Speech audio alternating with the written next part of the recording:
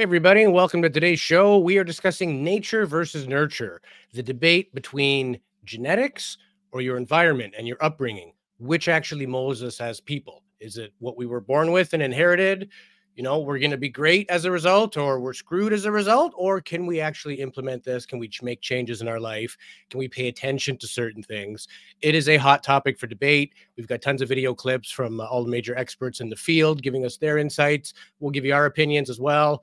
And at the end of the day, you'll be much more informed on this topic. So get that comfy chair. Welcome to this week's episode of Quantum Ladder Podcast. We'll be right back after this.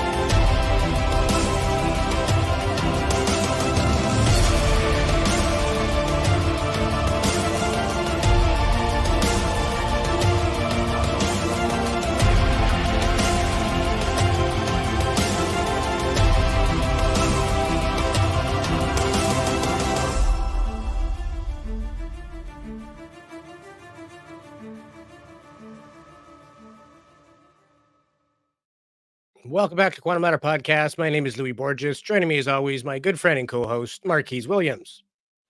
What's up, everybody? I am super excited about this episode. I honestly can't believe we're doing it. It's the topics we cover here are topics that I wish I could cover just in my everyday life before we ever started this, and now we get to do this. This is fantastic. I'm excited, and I think you guys are gonna love this episode. You're gonna love this. It's an important topic, and again, there's no right or wrong answer. It is still being discovered and being discussed by some of the greatest minds on the topic. We've compiled some of the material from some of the bigger names like Deepak Chopra, Gabor Mate. We've got Bruce Lipton here. We've got a host of experts and also some criticisms that some people say maybe they're not right. And as always, we want to bring you both sides of every argument. You get informed, you make your own decisions. Our opinion is simply that, just an opinion. But we want to give you everything you need to know in regards to this topic. And to get us started here, I put together a little video last week just on the idea of what is nature versus nurture. It's not something most people think of every day, but it's something most people are, in fact, familiar with. So let's take a look here. As we explore the intricate tapestry of human development, one question resonates through the ages. Are we molded more by our genetics, the code we inherited, or by the nurturing we encounter from the world around us? Let's think about nature and the complex genetic code embedded in our DNA. It is the blueprint that lays the foundation of who we are, a dynamic interplay of genes orchestrating the harmony of our existence. But what about nurture? The varied environments we inhabit and the multitude of experiences that shape us. Could these have more of a profound impact than the very genetic code that we carry? Can the power of a nurturing environment override the predetermined rhythm of our genes? In our journey of discovery, we'll present professional opinions from experts in genetics, psychology, and philosophy. Do our genes merely set the stage, or do our experiences take the lead in the complex drama of human development? Think of a garden. The seeds represent our genetic code, but it's the combination of soil, sunlight, and care that determines the blossoming of each unique flower. How much of our fate is predetermined, and how much is cultivated through the rich tapestry of life's experiences? Can a challenging environment reveal hidden strengths? Does our genetic heritage act as a guiding star, or are we the architects of our own destiny? Join us on this adventure into the core of the nature versus nurture debate. As we navigate the maze of science and philosophy, let's think about this together. Are we the products of our genes, the environment, or the delicate interplay between the two?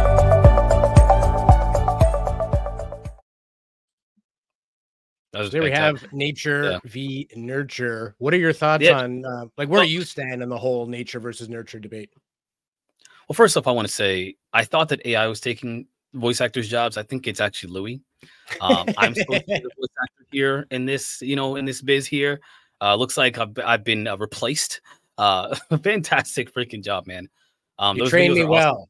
Yeah, I didn't train you, but I told him one time. He's like, "Okay, got it," and then he's doing them like every week now. So yeah, this is all you. So my position is, and I think this is probably a worldview that I've held for quite some time. By listening to people like when I was younger, like like the meditation and philosophy, thinkers and the gurus of old, like Wayne Dyer, and you mentioned Deepak Chopra before. So Deepak Chopra, I listen to him a lot. And a lot of the people, a lot of other books that I've read that make me feel like personally that develop my worldview to believe that I think they're both important. I think that when it comes to how what we become and how we become what we become, it is clearly a primary expression of, I believe, of nurture. Obviously, genetics play a role in what we become, especially when it comes to multi-generational stuff, which we'll talk about later. But think about if you're born in one country and you develop a religious and by a sociological perspective, and then you go to another country, everything's different. The whole world is different. You don't think to yourself, "Oh, I'm biologically predetermined to be this religion." You're born that way, and you're born into that system, that culture, and that's what you normally will become, most likely. And so, for me, the majority of what we are, what we seem to be, is essentially an expression of nurture, I think. Well, let's get some professional opinions on this, shall we? First up, Mr. Gabramate, and hopefully Yeah, he agrees to come on our show. We are in talks with him right now. That would be yeah, phenomenal. We have a lot of respect for the man, and yeah. we've got some of his material in today's show as well. But this is the idea of nature versus nurture in the sense of the examples of Buddha and Hitler. Buddha was a human being, Hitler was a human being. One is full of compassion and love and giving. The other is full of greed and aggression and hatred. They're both human beings, so how can you talk about a defined human nature? However, what I think we can say confidently, that there's a certain human potential based on human needs. If those needs are met, development will be healthy and those potentials will be realized. If those needs are frustrated, which they severely were in the case of, say, a Hitler, terribly abused child, then what you get is the hatred and the rage and the murderous venom that characterized that personality. Hmm. So I think we could all agree that clearly something went one way for a character like Buddha. Clearly something went another. I mean, anyone who has children, Marquise, you've got a whole house full of them, and I've got one. But when they're at that infant stage and they're babies, like there's no babies born bad. Honestly, like they're the most No. innocent of creatures. It is us that screws them up, or the environment, or whatever socioeconomic issues. There's a million reasons, Yeah. but I don't believe myself any child is born inherently bad. Some people might say I'm wrong, but I don't believe that. I do believe you may have some genetic, if we're talking mental disease or something that was inherited through a physiological problem. Yeah, if the hardware is damaged, the software will never play correctly.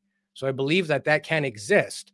But if we're talking about normal biology, healthy, healthy, happy, bouncing baby, I can't see them being born a Hitler. What do you think? Yeah. I'm with you on that one. Obviously, I think my position is pretty clear, but I did want to share something by someone we're going to talk about a little bit later too. Someone who, for most people, his ideas are very controversial. Um, as a matter of fact, Lawrence Krauss interviewed him right before we had an interview with Lawrence Krauss.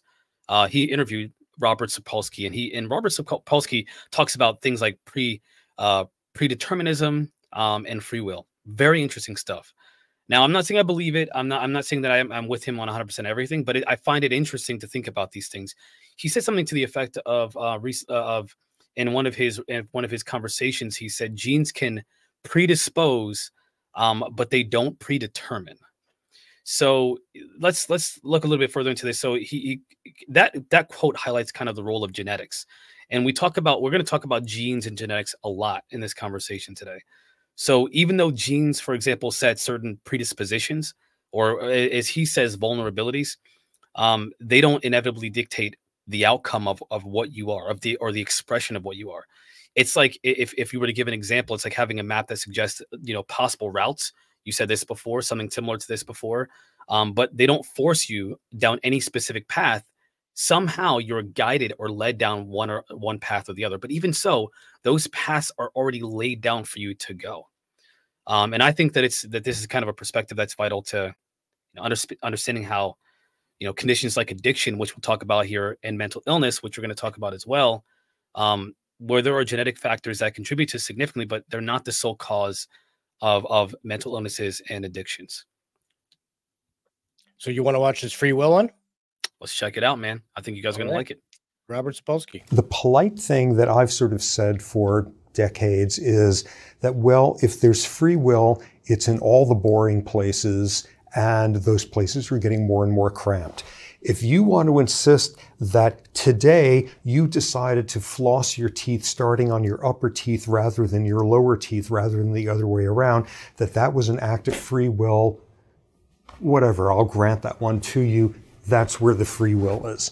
In reality, I don't think there's any free will at all. If you look at the things that come into account as to whether or not someone is going to do the right thing in the next 2 seconds amid a temptation to do otherwise, and the variables in there reflect everything from whether they are having gas pains that day because of something unpleasant they ate that morning, that makes us more selfish, more impulsive, etc., to what epigenetic effects occurred to them than when they were a first trimester fetus.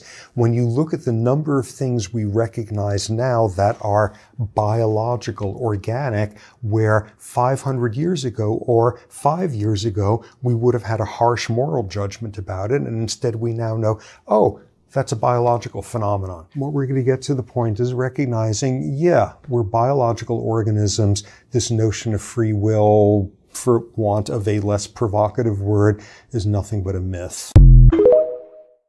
That's really controversial. Sorry, that's really controversial. I know it's controversial, which is why I thought it was interesting to bring up, because he's a very well-respected intellectual. I mean, this guy he's known in the academic community to be a genius. And I mean that literally. I don't mean that as a like a compliment. He's literally considered a genius in the academic world, in the scientific community. It doesn't mean that I agree that there's no free will. I think here's how I interpret what that means. I interpret that as this: we as humans are kind of predisposed biologically or biologically inclined to do things like interact with each other, have social lives, mate, eat, sleep, and the usual things that we go through just to kind of survive and live. But then there are things that we've developed over time through every single era that changed. We no longer hunt for food. Now we have, very modernized systems that provide it for us, if you will. Whether it be irrigation, it started off with just like building, making crops and tending to them. That's actually that's kind of a newer technology. If you think about the grand scheme of, human development, that's pretty new. And now we have production, which is a totally different thing that affects how humans interact with each other and how we live our lives day to day as well. And if this is on top of technology and, and modern civilization in general, all of the ways that we are today, we think that they are just human.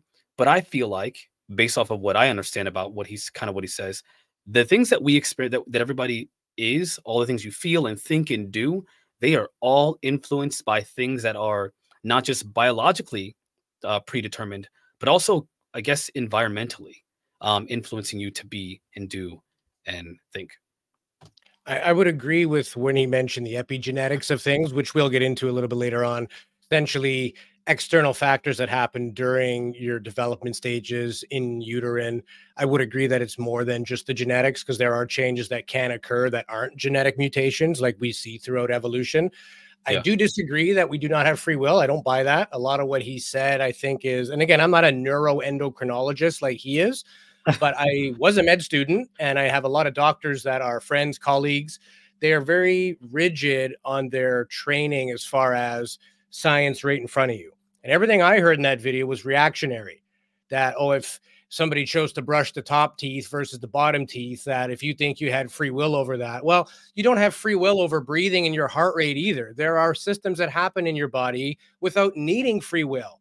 But I also do believe that on the big existential things, or where you want your life to go, you do have a choice. Some people catch themselves in negative patterns and bad habits and say, I don't like this. This is not me. This is not the me I want to be. And they make positive changes in their life, right? And you can see what happens in people's lives with the lack of good free will, where they just kind of stay in the negative patterns, and that'll never end. They don't have any drive to get out of that. But I also understand that that person might be stuck. And that's to Robert Sapolsky's point, that they don't have a choice. That's just what's in their makeup. But I do think that the nurture has more than just the nature. And there are even some people that have what we would consider, or some people would consider, mental issues like ADHD, that may not be a mental issue. It might be a byproduct of environment, trauma, baggage, stuff that we all have. It manifests itself in weird ways. I went through a period of my life where I had lots of anxiety and lots of stress. I was getting physical manifestations, like the feeling of throwing up before having to go to work. That wasn't just like, I need to rearrange my closet like crazy, and I started getting, weird paranoias about things. It was a physical manifestation of that. I went to a physical physician and then realized I needed to go to a mental specialist, because it was actually as a result of stress, anxiety, too much work, not putting yourself first. So the body and mind can interlap in weird ways. You may think a physical manifestation. I used to get like pains in my stomach. So I would think, hey, maybe I have an ulcer. And then you go and get checked out and there's nothing there. Well, that's coming from mental stress. So the physical body can confuse you that what you have is of the physical, when it might be a conscious-based thing. It might be an environment-based thing, a negative thought pattern-based thing. Therapies like cognitive behavioral therapy work to help people with realizing that I feel crappy because I'm ruminating on negative ideas, and I'm catastrophizing that the world is going to come to an end if this one thing doesn't go right. And we play out these scenarios that are likely never to happen, but they're just as real to that person in the moment. And we have these patterns that we've developed as a result of nature. My baby, when she was born, didn't have any of that. I'm sure yours didn't either. So it doesn't come as a result of. But I do have a clip here I think we should look at. Well, I wanted to ask you something about. Yeah, go ahead. So, because I feel like this one point is probably the most controversial. Sapolsky's perspective is the most controversial thing we're going to talk about tonight, and I think we'll see. But I do think that it's interesting if you think about this idea of, and again, I'm more along the lines on with you. I think we do have free will. I think we do have choice in some respect, but I think that I think we need to put that into perspective. So, for example, I remember talking about this experiment where they tied a rope to an elephant's leg when it's a baby, and it would only go in a certain radius for years and years and years. And elephants have great memory, by the way, which we all know. And when the elephant hits a certain age, they remove that rope, and from that point forward, pending some anomaly, that elephant will never go outside of that radius its entire life. It's almost perfect how that experiment works with these elephants. The elephant it can trample all over. It could literally just toss us around like we're nothing. It could literally trample all over our vehicles. It can take our weapons. There's nothing we can do to stop an elephant. Nor usually people don't want to either. They don't want to hurt an elephant that wants to be free and escape. But that elephant doesn't get free, even though it's what it would naturally want to be. That's free. So in a sense, that elephant does not have it. It may have the free will somewhere in it, like it can if it wanted to. But the belief that it doesn't have that choice limits its ability to access that free will, because it doesn't even believe it's possible. It's a world or a possibility, that road that we mentioned earlier, that's never been shown to them. So they don't even know it exists. And I think a lot of times with human beings, that is literally what I believe almost every problem in our society, our civilization, on a big level, not a small one. People individually have moment-to-moment choices, but on a big level, when you are doing things and you don't know why, which we all do, when you think things and you don't want to, which we all do, when you react in ways you wish you didn't, which we all do, that's because something has influenced you to do something. And in that moment, you don't think you have a choice. And I think this is kind of what, in my opinion, illuminates the core of, in some respect, what Sapolsky is talking about. I think he just goes a step further. You know, where But he's I like, mean, to the point of the elephant, if that were a natural free range elephant, that wouldn't be the case. It would trample you and take off. It's only because of the abuse, let's call it, which we trauma, would say is conditioning or if you will. training. Right. Essentially, it's abuse. And I've heard that same thing where they start off with a chain, and then when the elephant's older, it's just a very thin rope. It just needs Right. the symbol of what that used to be, although it's no longer chain capacity. They could tear it, but again, it's that bondage. It's that baggage we have put on that animal. Same thing with a wild horse, right? You break a horse, you put a saddle on it, you put a bit in its mouth. It can jump the fence and take off, but it doesn't. Why? It's not that horse doesn't have free will. Right. It's just the programming we've sort of inserted overrides that. So again, I liken that to abuse.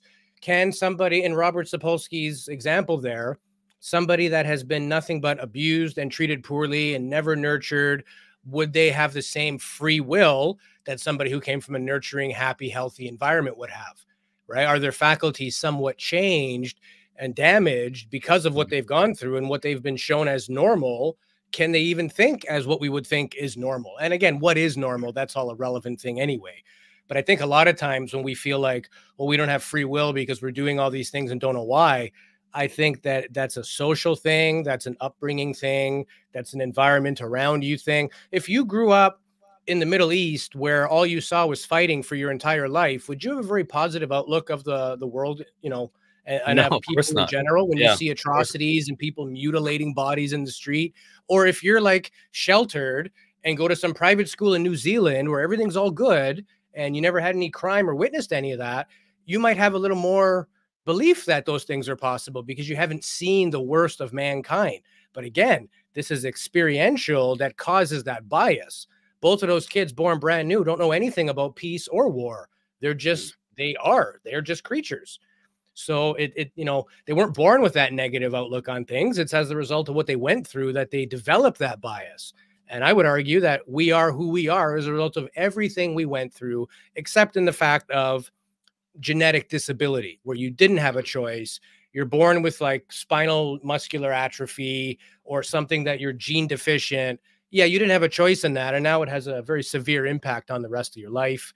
That is sort of the world of epigenetics, which we'll get into. But I wanted to cover this from the spiritual aspect. So I wanted to find, you know, a holy person who could speak on this. So I have a clip from Rabbi Manis Friedman, who's basically a believer of it is not nature or nurture. It is both all together at the same time. One cannot exist without the other.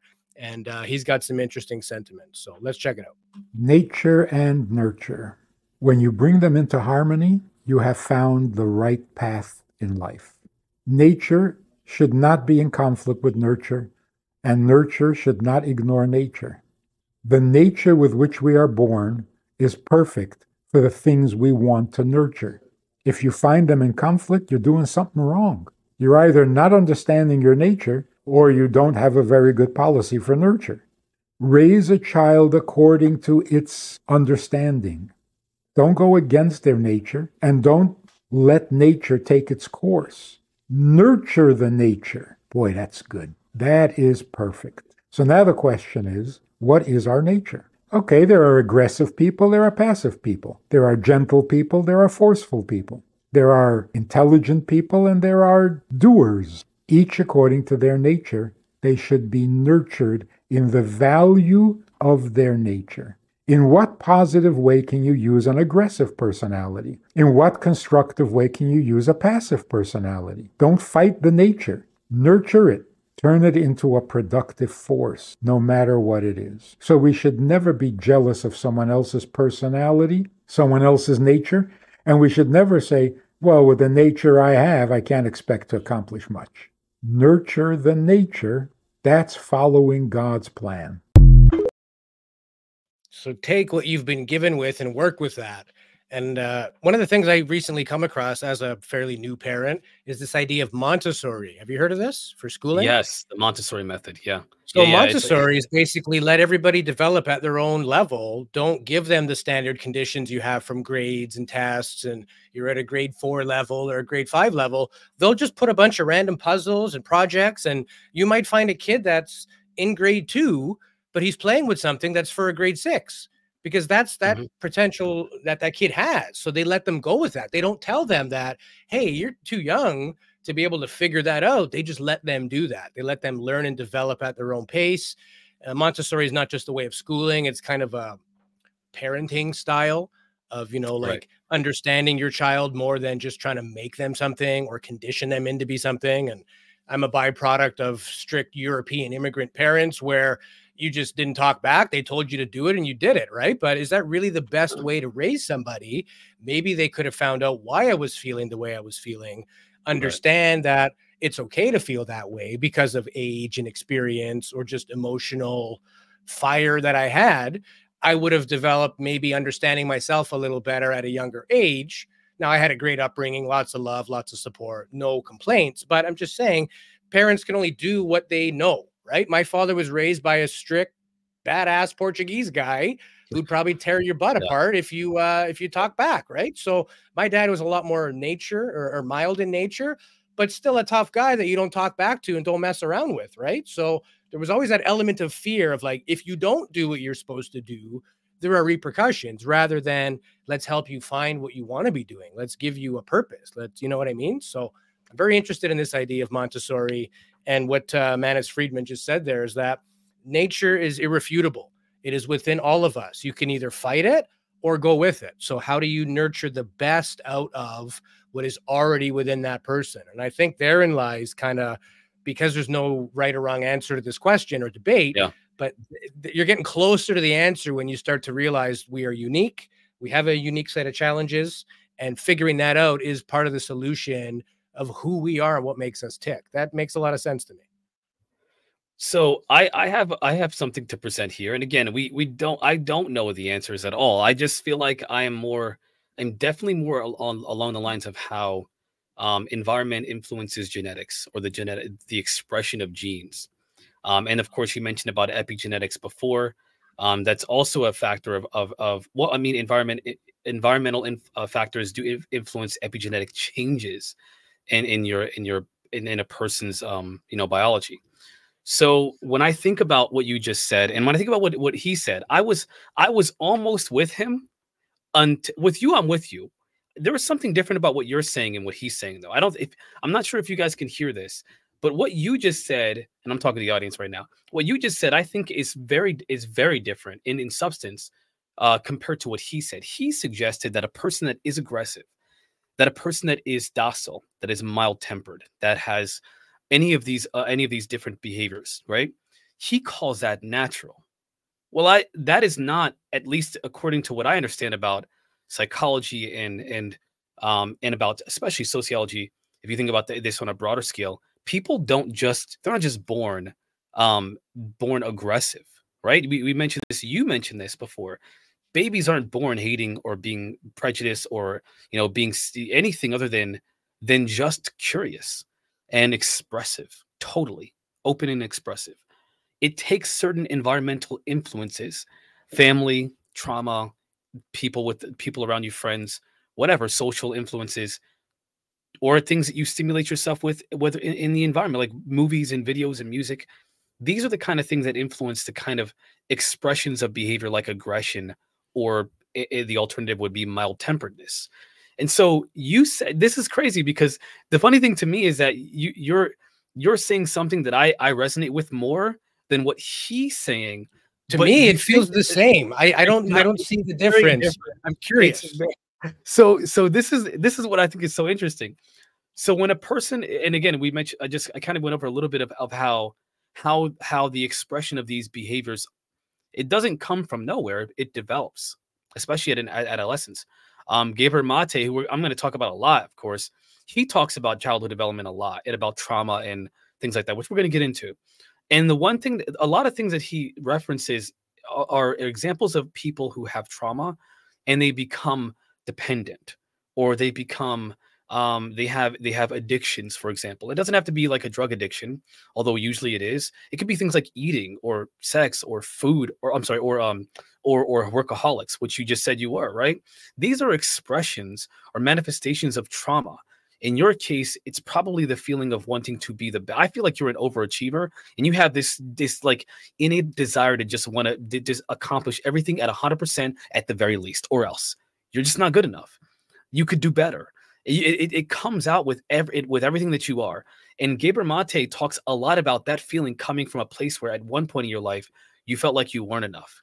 And so he says, and I'm not psychoanalyzing you here. I'm not a psychologist. This is just what I've learned from these people, especially just researching this in a very brief amount of time. Let me be honest with you guys. I've been researching this for years, but for the show for a short amount of time. It is mostly environmental influences that contradict environmental influences that equal or turn out to express themselves in these behaviors that contradict what that gentleman said. And I believe that's buried within your comment is the opposition to what he said. Well, for me, what I would say is I would argue as an overachiever, it wasn't that I felt like I wasn't enough and that's why.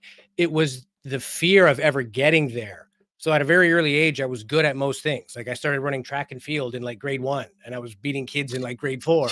And then I was getting straight A's. My report cards were always the same, straight A's and a C in printing, because I would not slow down or take my time to do it neatly.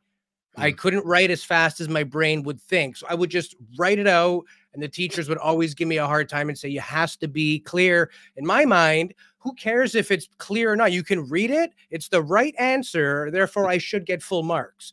And I was always very, resisting to that. My teachers would always say, Louis our best student, but he distracts other kids in class, because teacher would put up the assignment for nighttime. I hate homework. I would do that assignment in class and then chat with my friends. Unfortunately, they weren't doing the same. They needed to hear the lesson. It was, counterproductive for them. For me, it was just like, this is a piece of cake. What are we doing after school? We playing basketball or baseball today. And I didn't realize that some other kids needed that development and that teacher input more. I'm the kind of person you can just say, read these chapters, do the questions at the end, and we're good to go. And I was very successful at that. So again, I agree with what you said. I am unique because of, just like all of us, because of our unique upbringing. My father came to this country, couldn't read, couldn't speak English, couldn't write. He had no choice but to work construction. And if you know the weather in Canada, in some cities, it's very extreme. Like I grew up in Toronto. So he was a roofer for the school board, melting sheets of rubber in 40 degrees Celsius heat with a 900 degree torch. And he did this for 30 years. And consequently, it's minus 30 outside. He's got to go climb a ladder, get up in the wind, and try not to slip and fall and break his neck. So I always had that as my example of sometimes work is suffering. And if my father can do that, then I really have no right to complain about anything ever again. So maybe it was a subconscious thing that I had, that I didn't want to disappoint the same people that I saw putting in the effort they were putting in. So you could argue it came from them and I, wore off on me, or I wanted to remain in that high esteem level, in that high level of support and love and reinforcement. So I just kept going because that's what got me the love and reinforcement. Who knows? I don't know myself. I can't even psychoanalyze myself, but I do think it's both. It is not nature versus nurture. That's why I like the rabbi. I think we say something similar in the sense that, some people are inherently a certain way, but I also believe that they need to be dealt with as a result. Has your 2-year-old ever gone nuts and just start throwing things around, screaming, kicking things? Every night. Every night. So one could argue, that's an aggressive child. Is it? Right. Or is it a 2-year-old struggling to figure out their own emotions? And some people even theorize that the child is telling you when they have a tantrum that they love you and trust you so much that they can be vulnerable around you with these feelings. Because my little one doesn't usually have a tantrum in front of a stranger. If she meets somebody new or she's in a, quiet, calm. She'll just be quiet and observing. But when she's with us, it's like, hey, we're all buddies. I can be my real self. So you can look at it that he is giving me a hard time, or know that the love and trust is so strong that they're showing you that they're having a hard time. And so you could reinforce that. Like, I know you don't feel good right now. It's okay. We're here for you, like, and that may seem something that you can't do to a 2-year-old, but you can. And there are many theories on that. I do have one here in terms of, well, I do want to say something. I did have something in response to that last thing you said. Sure. Because I learned this, and it's something that I tried to recognize myself in the moment. It's difficult. I mean, nobody's perfect, and as parents, we're always trying to be the best we can, and we fail. I fail a lot. But what I've learned actually is that it's fear that makes the child become less reactive around other people, and the fear of something happening to them or someone harming them. It's actually something that's like ancient. Yes. That feeling of being afraid to be around an unknown. Whereas with us, there is that safety. You mentioned about the safety, security feeling they have with us, which is why they express themselves. That's one element. However, the actual core of why they act out that way, it's obviously there are many different reasons, but usually there's a communication error, something they're trying to get across to us that we do not understand, and they actually know that they've either attempted to or don't know how to tell us. Yeah. And I don't know if that's true. From what I've learned, that's kind of what I've taken from those behaviors and what I've learned about those behaviors myself. A lot of this is really perspective, though. I think we're going to hear that a lot. Sure. I don't know what's going on, but I agree with what you're saying there, where they're trying to tell you and they're getting frustrated at us because either they can't enunciate it or they think they're enunciating it just fine and we're not getting it. And especially at the language development stage where they're using similar words for many things, they may be asking for something and you're like, is it this? Is it this thing? Is it that? And they're like, no, like they're getting Like, very upset that we can't read their mind, but they don't speak English very good, so not yet, at least anyway. Not yet. But to mention what I was saying about the point of babies not being born with any of that, you talk about what's called altruism, which is sort of that innate wanting to be nice. And we have it right from when we're born. So here's a short clip on altruistic babies. Why are we altruistic? Is it innate, or is it something that we learn over time? It's probably a little bit of both, but this famous study shows that 18-month-year-old children show an automatic and spontaneous tendency to help others, such as this experimenter who is pretending to struggle to open a cabinet. Additionally, our close evolutionary relative, the chimpanzee, shows the same tendency toward automatic and spontaneous helping. I'm a psychology researcher. Follow to learn about more cool studies. So what do you think? Is there a little bit of goodness in all of us and that just gets screwed up as we go through life? I'm going to affirm and reject this simultaneously. Okay. Okay. So on the one hand, I agree with him because it's clear that even from my observations, that my 2-year-old, she does try to help, or if somebody seems sad, she will hug them, or if somebody seems, like they need help with something, she'll help them. However, that is not altruism. Okay, so let me be careful here because I'm not a psychologist. I'm not a psychologist, sociologist, or whatever. I understand altruism to be putting someone else's needs before your own. It's the self-sacrifice in the moment. So, for example, an example of altruism, in essence, wouldn't be a child helping someone open a door. It'd be, I have 2 cookies and I want them both, but I want you to have one. Or I have 1 cookie, but you seem sad about me not having that. I want you to have my cookie. That would be. Would they have that faculty at 18 months old? At 18 months, I can see that being an exercise a 3-year-old who understands the concept of sharing. My 2.5-year-old now gets it, where I'll give her a bunch of crackers. I'll take one. She'll get mad. And then I'll say, remember, we share. And then she'll give me like 2 or 3. I have to remind her. Again, that's implanting that. But this experiment was done for an 18-month-old baby, something that has a hard time verbalizing. But just from seeing another human in need or stuck for something or can't reach, the natural tendency, it's not 100%, but the majority, the natural tendencies, for some reason, they want to help or they want to be involved or they want to somehow contribute and feel like they're equal to the adult. I agree. I'm glad you mentioned about the age thing, because during childhood development, it is around 3 years old that they start to become more aware of much more aware of their external environment and the people's feelings, to where they can have that higher level thinking. Yeah, usually they have more of a selfish, self-centered way of thinking, because it's biological. They don't really have a choice, if you will. It's biological. Most children, their perceptions are very limited to their own body and their own experiences.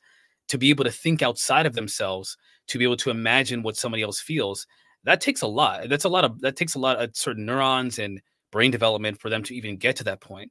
So I agree with you about that 100%. The only contention I had was with the definition, or the example of altruism. I feel like he's conflating kindness with altruism, or charitability with altruism. They are vastly different. I believe that altruism is the epitome of what, if you want to believe in a good person, and I post this before on Facebook, to believe that there is a good person, the epitome of a good person is someone who's altruistic, somebody who will, for example, risk their freedom so that one day, 50 years from now, other people will be able to experience freedom. Somebody who will risk their life, somebody who will starve themselves, who will fast until people are given the rights they believe that everyone should be equal should have access to equally. That's altruism. Whereas kindness would be, oh, you can walk under my umbrella. Altruism would be, here, you can have my umbrella. But I would argue that is as a result of your upbringing, your parental influences, the values that you now accept as core beliefs. And I'll give you an example. A lot of police that become police officers, the father, the grandfather. I'm kidding. I didn't hear you. What'd you say? Oh, I'm so glad. No, I was just joking. It was a bad joke. Okay, so I'll continue then. If it was a bad joke. But think about it. A lot of cops became cops because their dad was a cop, or firemen. It runs in families and lineages. So you could argue, oh, they're genetically predisposed to be a cop or a fireman, because look how many in the line have done it. But was it that, or was the example that they saw what gave them the positive opinion? Was that they grew up being told your daddy's a hero, he helps people, you should be a cop one day? Did he have pictures as a 4-year-old with a cop hat at Christmas? And was that programmed into them from family? That's nothing wrong with doing that. There's nothing wrong with wanting to aspire to help people. But was that the conditioning, or are they literally genetically born as a good cop and just found their, what I mean? We do those things. I would also argue that altruism, or in the case of that clip with the baby, the wanting to help and stuff like that, if you had a child that felt vulnerable in their development years, that was never given assistance, never given support, never given love, how likely is that person to grow up to want to give those things back? So cops may have a generational succession. How many serial killers have kids that become cops? I'm just saying. I believe it is. What's that? Dexter is a pretty real one. Not I'm kidding. You never heard of. Well, I do have one example of serial killers running in families. It's a quick clip here. It's for a real crime podcast. But essentially, this guy studies a particular person. And I think in the clip, he says there's 9 people in the family have all become serial killers. So it's not just something like, hey, little Johnny went the wrong way. No, the whole bloody family is like that. And so that keeps the sort of nature believers of saying that, no, there is something inherent in there. A psychopath is, you could see it on a scan. There's something about them. They're born that way. And I mean, the study of that, it could go good or bad. What if you start limiting kids in school because you're you have a psychopathic gene, you're probably going to kill us one day. The ramifications are the field of education, health, criminal justice, even social policy. Should people that have a predisposition to psychopathy be given the same rights as people that don't? You're way more likely to murder somebody with that predisposition. But how do you blame somebody for something they haven't done yet? That is not fair or ethical. So it gets deeper, but here's a little clip on actual nature of bad things, not just bad upbringings. And you could argue this whole family was messed up, I guess, but check it out. Are some people just born evil? It's a question various psychologists, philosophers, academic researchers, members of law enforcement, the judicial system, and just regular old schmucks like me have long pondered. Is an individual's criminal behavior more influenced by their genetics or their circumstance? The classic nature versus nurture debate. And we're going to revisit that debate today. Serial killer Terry Blair, the prospect killer, certainly got me thinking about it again. I've never come across a serial killer with more other killers in their immediate family than this guy, at least not in modern times. Terry's crimes were definitely influenced by his upbringing. The only question is, how much? Terry Blair was charged with the murders of 8 women after being caught in September of 2004. And shortly before he was caught, he'd just been released from prison on parole after serving 21 years for killing the mother of his 2 children. This week, we'll discuss the life and crimes of Terry Blair, as well as the many crimes of his family, follow the investigation that led to the capture of the prospect killer, Terry Blair, and more. So there's a family where everybody was a killer. Now, is that genetic, or is it just the whole family, their upbringing? It's a cultural issue. What would cause something like that? So let me be a little vague, and then I'll leave it up to the audience, at least for this moment, to fact check me, if you will. I remember watching a documentary that talked about the epigenetic changes that are in people. I'm sorry, the epigenetic changes that influence people, that influence them to become something. Apparently, and this is a very vague memory of this information.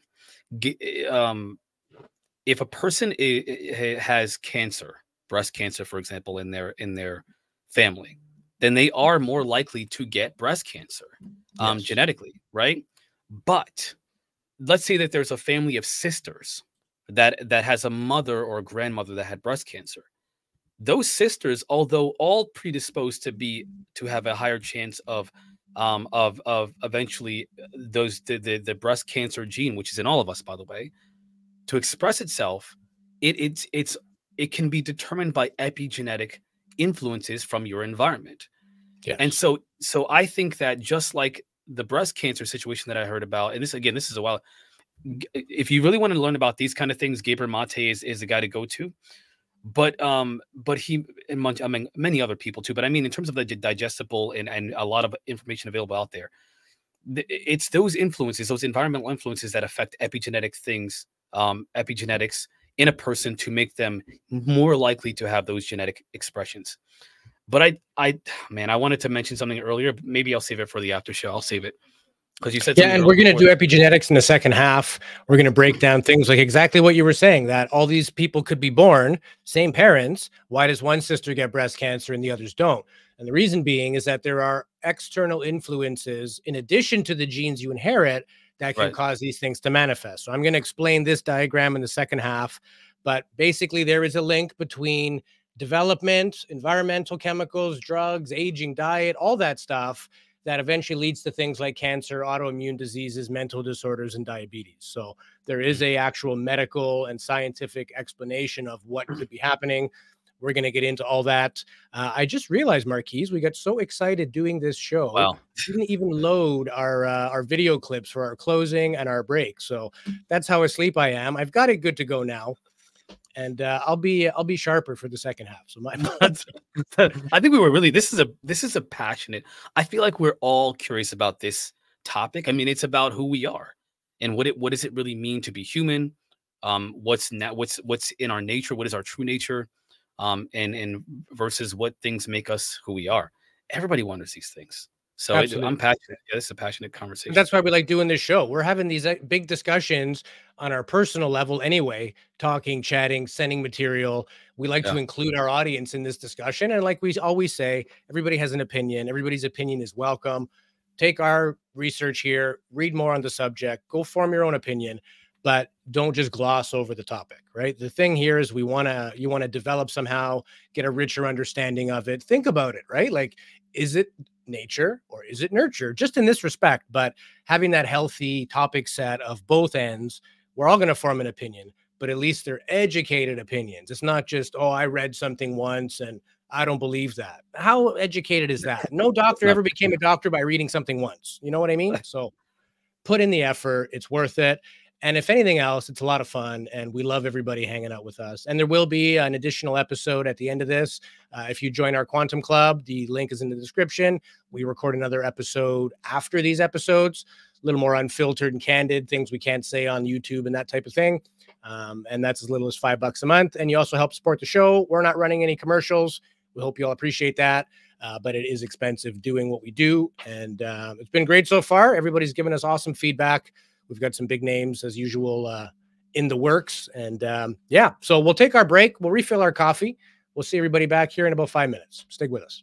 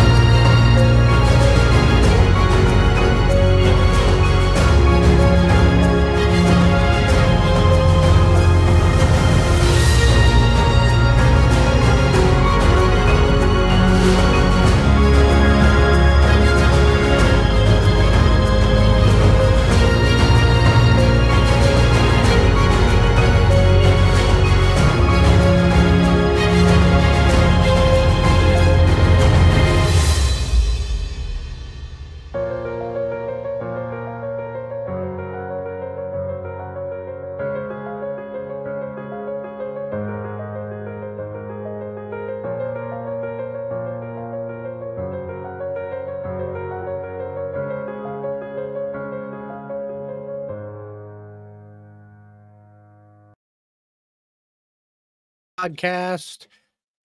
There we are. Well, we are all switched up. All right, you go on the left this time, Marquise. I'll hang out on the right. Yeah, I can fix that. Yeah, there we go. Right, we are back.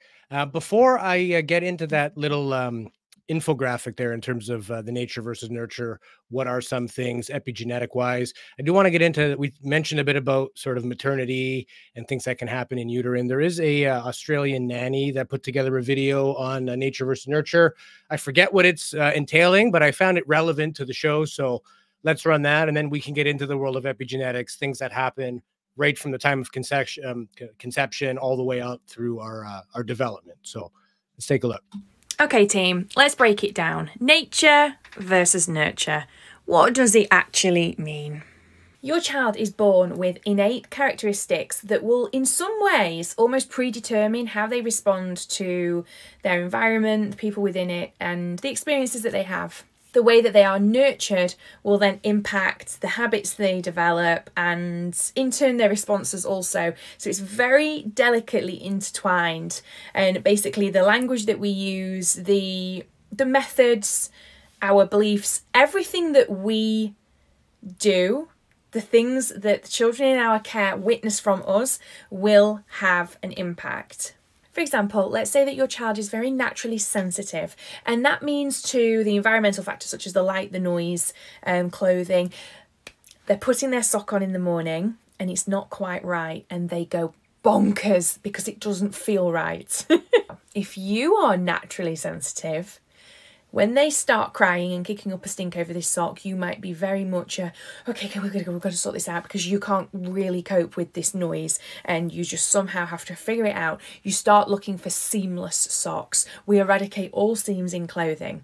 So the nurture of their nature might go on to create quite a big deal in terms of which clothing they wear. You know, you get the picture. But if you're naturally low in sensitivity and you're looking at this situation thinking, it's a sock. It's an actual sock. Put the sock on. And somehow your child manages to cope with the sock on. Over time, what could have been a very natural dislike towards socks has become desensitized, and it's something that, you know, they've just learned to live with. So nature versus nurture is incredibly important when we consider the behaviours that we have in a home that are causing everyday challenges and, you know, things that perhaps you're sitting down in an evening and thinking, Lord help me, how do I deal? So it's not the sock, right? I think a lot of times we tend to think of the stressor as the thing.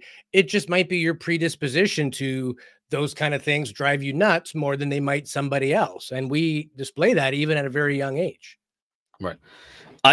Again, you're going to get you're going to get me to push back on this, right? Because you know what, I think I've noticed a theme here, and this is what, again, I'm not a doctor, people. This is my perspective. But the theme that I notice is that people who have this perspective, they're correct. That is 100%. What she said is 100% correct. However, we're still looking at like things from what I believe are like the surface level. If you dig a lot deeper, or for example, if you go back far enough, we talked about if you can go back to as far as the embryo, when you're developing in your mother's womb, everything that your mother and Robert Sapolsky talks about this, and Gabriel Mate and other people who are in the the biological development and so forth, they all neurobiology, neuropsychology. It's almost unanimous from what I've read. Most of them say the same thing that I've read, that these things are developed as far back as before your grandparents were born, let alone what you feel in your mother's womb based off of what she experiences. So if for example, a mother is abused and is in a violent and aggressive relationship, her body will release these neurotoxins and cortisol and things like that to help these stress hormones that will transfer to the baby. And as a consequence, many things can happen, but all kinds of aberrant behaviors will develop. They will express themselves on top, if you will, epigenetic, which is, I believe, like on top of what's already genetically there from the generational things. There are these now epigenetic things that are being activated within a person at the embryonic level that make you become more sensitive or whatever it may be to these different situations. So on the one hand, yeah, that's correct, but it doesn't go back far enough. And I'm the person that believes that, not that there's no free will, I don't believe that at all. Again, I believe that there are too many influences that happen to us environmentally that are almost entirely responsible for the exact expression that you see in every single way, other than that which is autonomic, like breathing, your heartbeat, the flow of your blood, and so forth. And I'm glad you brought that up because I happen to have a clip on a little deeper dive on exactly what you were just saying. So that was surface level. You're right. But I happen to have many levels here. So All here's right, let's level do it. 2 of in uterine epigenetics. Check this out. So let's say this is your maternal grandma when she was pregnant with your mom. This is the fetus of your mom in her womb. And in that fetus is her little baby ovary. And her baby ovary already contains all the eggs that go on to become her kids, i.e. you. So anything that your maternal grandmother went through in her pregnancy directly impacted your mom, which in turn directly impacted the egg that went on to become you. Similarly, when you're pregnant, if you have a female fetus, then that baby has already her ovaries with her eggs, and those eggs go on to become your grandkids. So anything that you experience, what you eat, how you manage stress, what you go through in your pregnancy directly impacts your kid, and if it's a female fetus, impacts your grandkids. I have a comment. And this is a personal perspective. That was a fantastic short video, by the way. That was fantastic. It makes me wonder, and I don't know this, but one could imagine that women, birthing people, the women that can have children, they may have that maternal instinct to nurture, to be loving, to be caring. Not just like as a man, you're like, where you see this is surface level here. We may be like, don't you coddle the baby too much, or don't you? But they understand that they are not just nurturing the child in the moment. Maybe there's some kind of a biological, like a predisposition to want to be nurturing for the generations to come, for their generations, for the continuation of each generation. I wonder that, because that right there, and thinking about what we talked about previously, makes me wonder if like there's this like, again, this biological pull where women are like, I have to be loving and nurturing now. I have to be protective and so forth now. And have a softer touch to these different situations now, not because of not wanting to discipline, but because the response, the changes that happen within the child, they're being learned, they're being developed and made now for every generation to come. That's kind of it's a belief. I don't know this. I don't have a data point or fact, but just based off of that, it makes me wonder. Yeah, and we may not be that far off from the animal world, right? Like, you don't go near a mother bear when she's got cubs, because that's when she is the most dangerous animal on the face of the earth. So we look at that as like, well, that's just nature taking care of itself, survival of the fittest. It's teaching the cubs everything it needs to survive, how to hunt and things like that. And then you look at like lion cubs fighting and playing. They're practicing their prey instinct and hunting and things like that. But we're more social creatures. So when you take that into sort of an advanced animal such as ourselves, it is not necessarily we're learning hunting and foraging techniques. It is more the social interplay. And you're right. Maybe there is something within the human psyche that we don't even know, that the human maternal instinct is nurture, because I'm not just nurturing this child, it's this child, its ovaries, their children, and some estimates are that this can go up to as many as 7 generations. Now, again, in the world of this nurture, it's kind of double-edged. You have the biological, which are like things that could happen in uterine epigenetic, but then we also have like social, environmental, culture, family, religion, all those things that change once we are here, that also don't come from nature and genes alone, right? So it's kind of double-edged. That makes me want to bring up the next video, which is about the brain and poverty. And then this is controversial. So depending on your perspective, you may like what's being said, you may not. And I know you have thoughts, and I desperately want to hear what you have to think about this next video. Sure. This is The Brain and Poverty? Yes. Studies by now showing at age 5, already kindergarten-aged kids, there is a relationship between your socioeconomic status and the thickness of your frontal cortex and its resting metabolic rate. What's the part of the brain that has some of the highest levels of receptors for glucocorticoids? The frontal cortex.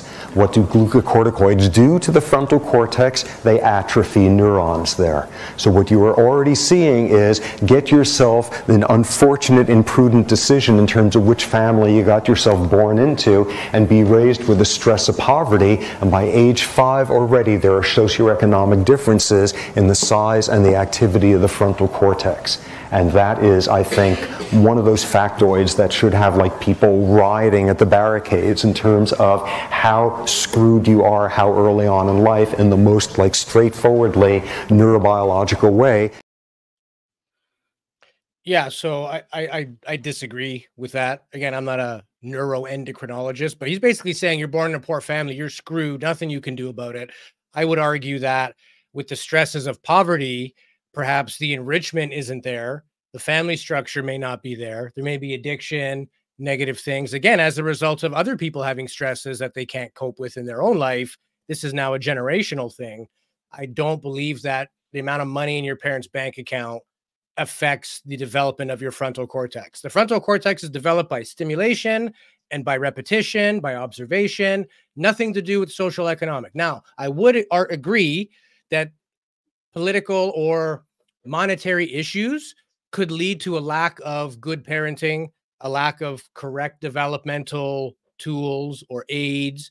If somebody's working 5 jobs and you're maybe being raised by a grandparent or a daycare, maybe the opportunity where that malleability is at its greatest isn't fully being utilized. Therefore, uptake isn't there. The absorption rates of things may not be on par with others. And or if the kid may have issues focusing, it's because they're witnessing this trauma and this turmoil in their life. I do not believe that is a result of direct biology being manipulated by the political or the social status of the family. I don't buy that. This is one of my favorite conversations to have, to be totally honest with you. Because I mean, again, I think this is a lot of this has to do with perspective. I really believe personally that I don't think that what he said does, but in terms of the interpretation of what he said, and how much of what he said in terms of the degradation of or the degeneration of neurological activity in neurons, how much of that does matter when it comes to what someone becomes in relation to their choice, to the choices that they make and their ability to make those choices. Now, if he was raised in a family where mom was all by herself, working 3 jobs, but he became a doctor, his brother became a lawyer, everybody's a high achieving person, would he still be saying the same thing, that it was their poverty level that kept him back in life? No, he's speaking with his own bias, probably as somebody who came from a well enough family that they could afford med school. So he can't really give a valid opinion on that which he believes comes as a result of the opposite of his own experience. That is strictly opinion-based talking. And to his point earlier, if there is no free will, then he has no choice but to say that, because it's been ingrained in him his whole life. And that is his bias that we all are, guilty of having. But I doubt if he was an example of an overachiever who came from really crappy circumstances, and they exist. There are people that have worked multiple jobs, Mexican families who have collected bottles out of dumpsters for 10 years to send 3 kids to university. So would he have that same opinion if he, in fact, was a byproduct of a crappy home life, but made something out of that? I think it's because he's a byproduct of a healthy environment, what he considers to be that, non-traumatic upbringing, no turmoil. Hey, I did good because it just genetically, that's how it was. No, it was because he had the opportunity to do that. People have even said on a racial level, certain races don't have the same IQ as other. When you're studying racially oppressed groups, and now you're comparing them to people that were giving all of the opportunity in life, of course, the ones given all the opportunity are statistically going to do more. Beat your dog every day and see if it's friendly versus the one that you pet every day. You don't have to be a rocket scientist to see that there is a correlation. In some cases, beat your dog, beat I don't know, like 30 generations of dogs and see what happens to the There you go. following 30 That's generations, right. right? So, And so great point on that, because that is exactly what Deepak says. This is a 40-second clip, but you let's talked hear it. about I think it's generations. relevant. I think it's relevant. Yeah. We Let's hear saw it. the video of in uterine that your mom already had the egg for you.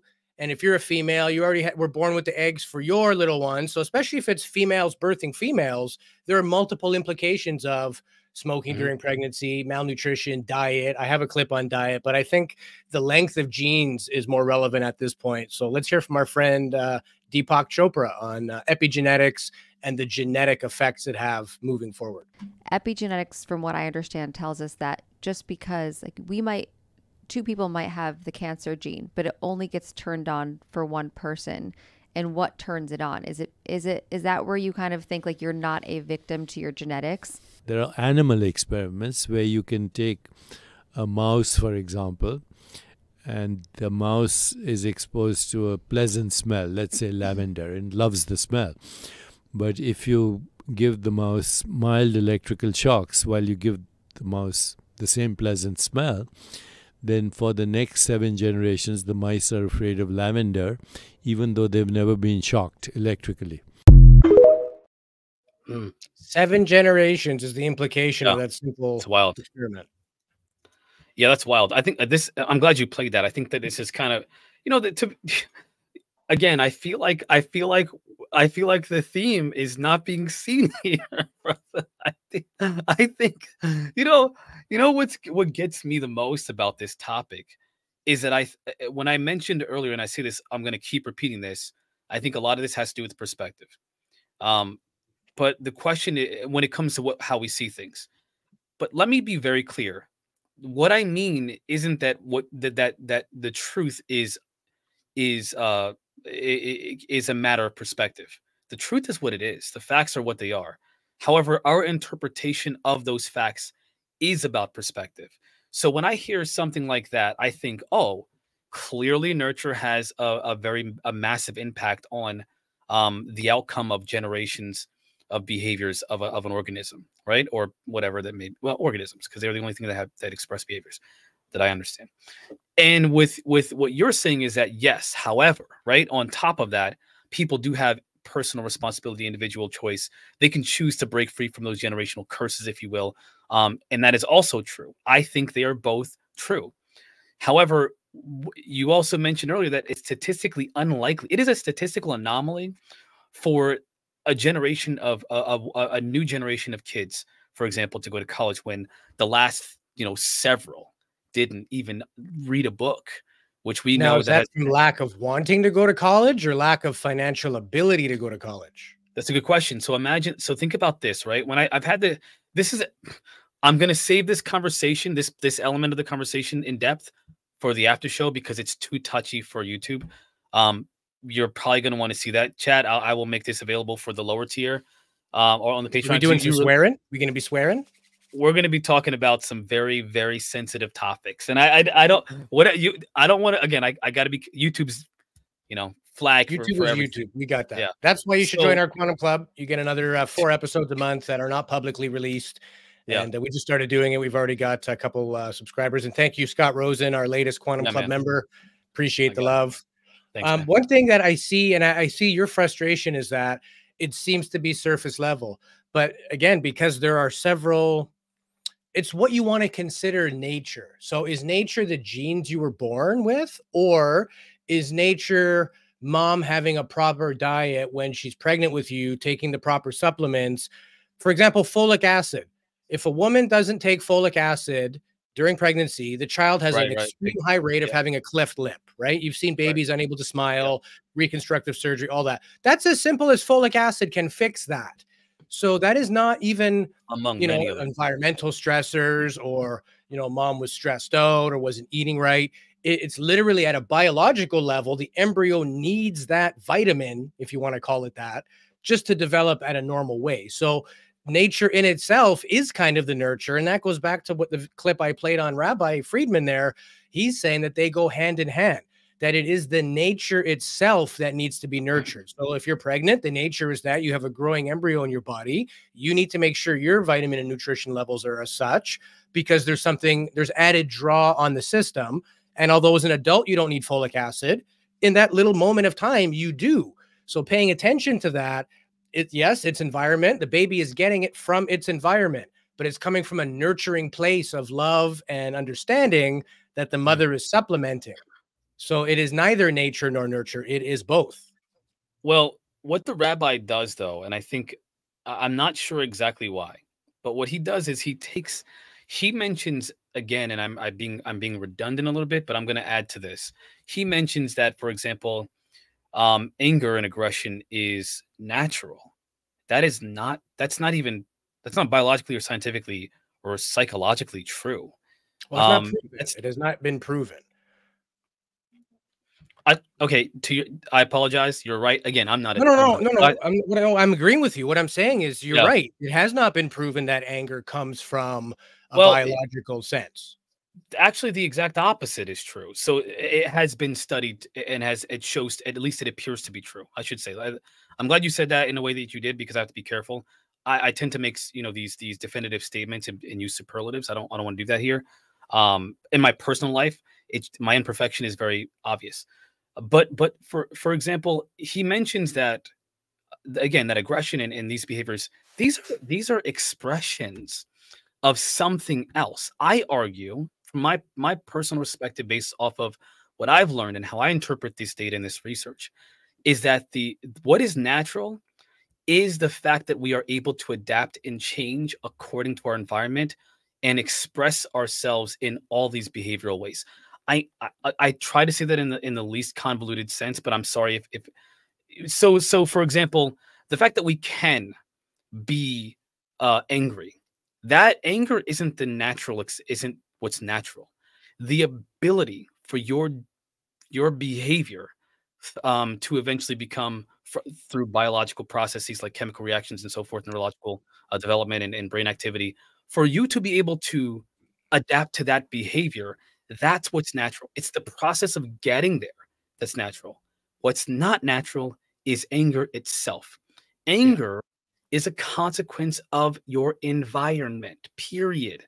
You don't get angry because you're well fed and happy and loved and treated well. That doesn't happen unless there's a genetic anomaly, something that's not natural, something that's aberrant, that's something that's so rare, different than what statistically is what's considered normal, or I should say statistically prevalent in gene expression. That's the anomalies are what are rare, but people tend to focus on those anomalies, or at the very least they focus on these behaviors, which are, again, they're just expressions of some of a thing that is induced by your environment.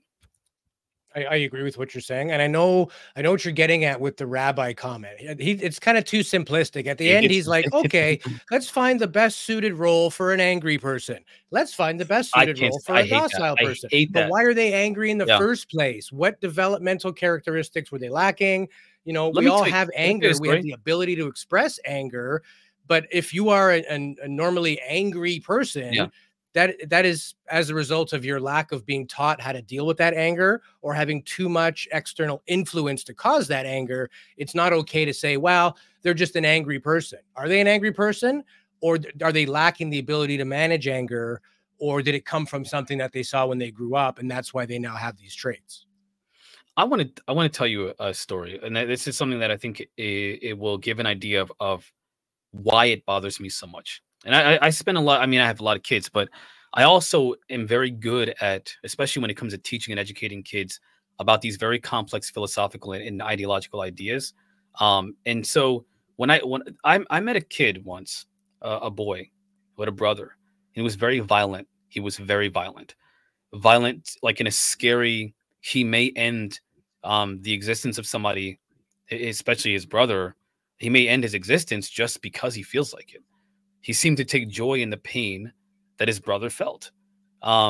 Whereas his brother was like this happy-go-lucky, upbeat, positive, chipper, friendly, like the dude was like fantastic when it comes to his behavior. Also fair. He's you know, he's what people would call, and Sapolsky talked about this during an interview I listened to recently. He said, if you're born attractive, symmetrically what's considered generally attractive, you will receive better treatment.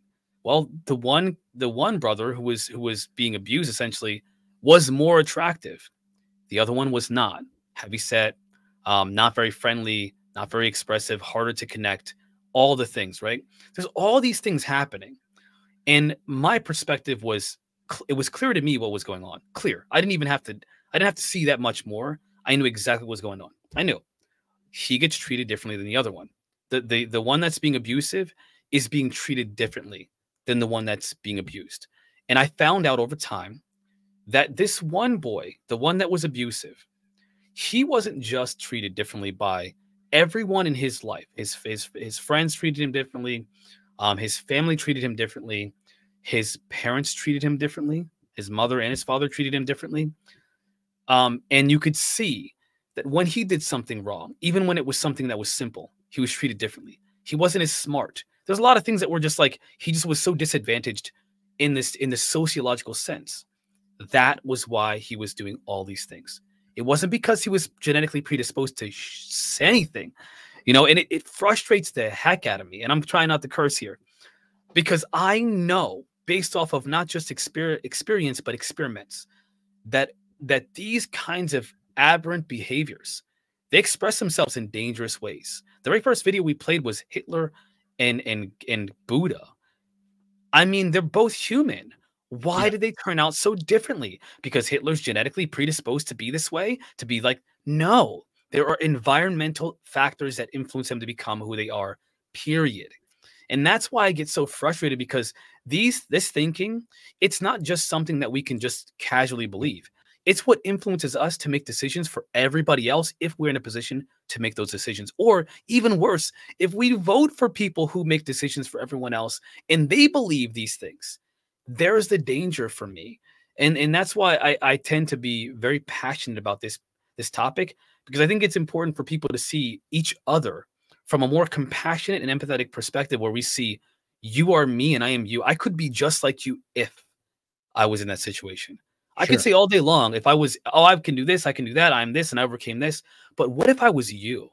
Yeah. Could I do all those things? Would you have slipped on the same stumbling blocks that guy did, that you're now saying, oh, he's a loser, an alcoholic, his wife left him? If those same external things happen to you, we really don't know how we would have handled things or how we would have done. Yeah. And great point on that story you brought up, because generational, by the way. Sorry.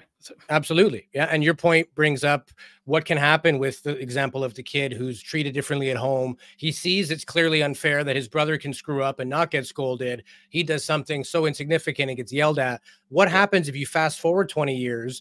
What are kids that are raised that way? How do they develop in relationships, and how do they behave in relationships? So we've got Gabor Mate here on sort of pain reflexes that we carry, or baggage, as you will, from early life trauma, and how that kind of screws up our relationships in the future, or at least it can if we're not aware of it. A therapist once said to me that if your parents didn't know how to hold you, you develop the mind you hold yourself with. So you find safety in this mind that you created. And so the human mind, the ordinary egoic human mind, is basically a defensive structure. It's, in significant ways, it's a response to pain. That's not all it is, but in significant ways, it's a response to pain. It's afraid of pain, and it's designed to keep you from experiencing pain. So it's worried, and it's anxious, and it's defensive. So when it comes to change and vulnerability, the mind wants to defend against it. And so it comes out of fear, which comes out of childhood experience, where the pain that you had wasn't held. And therefore, you develop these mind structures to keep you from experiencing it. Can you play, and this is just because it just dovetails perfectly off of what you just played. Yeah. The trauma and addiction one. Sure. When children are traumatized, one of the ways they cope with it is to soothe themselves, and then that's where addictions come in. But another way to cope would be is if you get the message that you're not good enough, that you are not worthy enough, then you might spend the rest of your life trying to prove that you are. And how do you do that?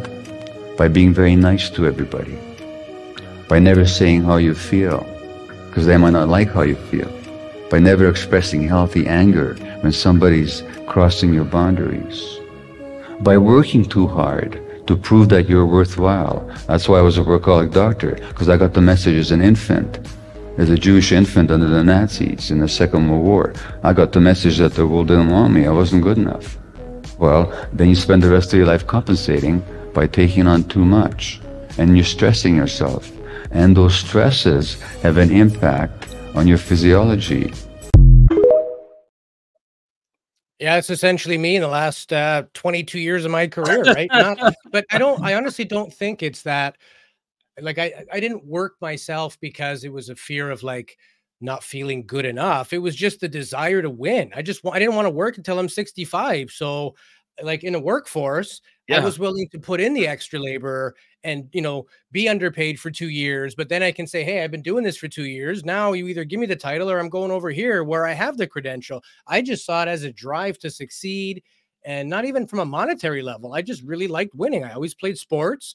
I'm a goalie when I would play hockey. And if I go and, sub for my buddy's hockey team, I don't know any of those people, but I want to win. And I'll be yelling at the defense if they're getting in my way. Like, yeah, it's a game, but I take it seriously. I'm not here to screw around, and my wife has a hard time dealing with that business Louis when it comes to at home Louis, because it's not that I don't know how to stop.